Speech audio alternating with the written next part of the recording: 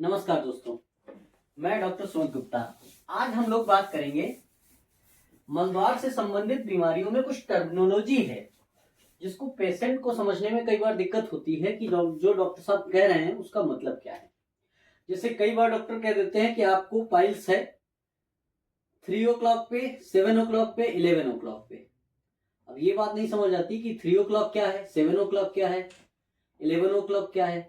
या कई बार फिशर होता है या जो फिस्टुला होता है उसमें जो एक्सटर्नल ओपनिंग होती है उसकी पोजीशन बताते टाइम डॉक्टर कई बार कह देता है कि आपके जो फिस्टुला की एक्सटर्नल ओपनिंग है वो 3 o'clock पे है या 5 o'clock पे है और जो इंटरनल ओपनिंग है वो 11 o'clock पे है। तो बात नहीं समझ आती कि हुआ क्या है। तो मैं आपको एक बहुत सरल सी लैंग्वेज में समझाऊंगा ताकि आप डॉक्टर की लैंग्वेज को इस मैटर पे आसानी से समझ पाए। देखिए, जैसे जो मलद्वार बाहर से देखने पर आप एनल वर्ड जब देखेंगे तो वो सर्कुलर मान ली जाती है, ऐसे। ठीक, मान ली क्या जाती है, होती ही सर्कुलर है ना। तो जैसे घड़ी होती है, घड़ी में अगर आप देखें तो इसका पूरा का पूरा कंपैरिजन बिल्कुल हमारी घड़ी के जैसे होता है। जैसे उन्होंने कहा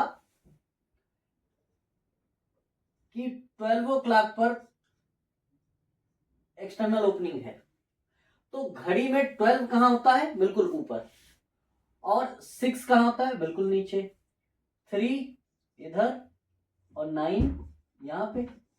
इसके बीच जो नंबर आपके डालने हैं, आपने सबने घड़ी देखी है,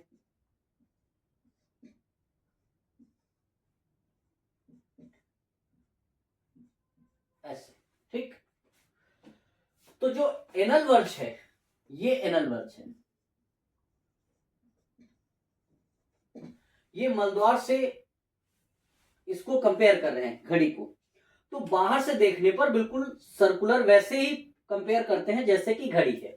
तो अगर मान लो किसी को कट, फिशर के केस में किसी को कट यहां पे लगा, तो बोलेंगे कि फिशर इन एनो एट 6 o'clock। इसका मतलब ये हुआ कि एक लॉन्गिट्यूडनल कट लगा है जिसे फिशर कह रहे हैं और वो किस पोजीशन पर है, 6 o'clock पे है। अगर घड़ी के हिसाब से कंपेयर करें तो 6 o'clock पे। अच्छा, कंपेयर कैसे करेंगे? तो कंपेयर ऐसे करेंगे, इस पर्टिकुलर कंडीशन में जो पेशेंट है वो लिथोटॉमी पोजीशन में लेटा है। लिथोटॉमी पोजीशन का मतलब ये होता है कि अगर पीठ के बल लेट जाए पेशेंट, पीठ के बल लेटे और पैर ऊपर कर ले, अपने पेट की तरफ बेंड करे, तो उस पोजीशन को बोलते हैं क्या, लिथोटॉमी पोजीशन। अगर मान लो कभी भी कोई कहता है कि फिस्टुला की ओपनिंग मान लो यहां पर है, तो अगर इसको हम थोड़ा सा कंपेयर करेंगे तो इस पोजीशन को क्या कहेंगे, 12 o'clock। तो ये 1 o'clock के आसपास आएगी। अगर कोई फिस्टुला की ओपनिंग, एक्सटर्नल ओपनिंग यहां पे हमें दिखाई देती है तो डॉक्टर कंपैरिजन के हिसाब से इसे बोलेगा 1 o'clock पर।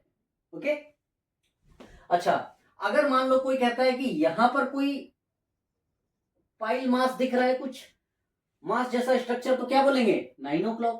वैसे मैं आपको बता दूं कि मल द्वार में कुछ वेन्स का गुच्छा होता है, कुछ ब्लड वेसल्स एक साथ इकट्ठी होती हैं, एनास्टोमोसिस बनाती हैं 3 o'clock पर, 7 o'clock पर और 11 o'clock पर। इसलिए जब कभी भी पाइल मास कभी भी मलद्वार से बाहर आता है कुछ मस्से जैसे, तो वो 3 o'clock पे देखने को मिलते हैं, 7 o'clock पे देखने को मिलते हैं और 11 o'clock पर देखने को मिलते हैं ज्यादातर केसेस में।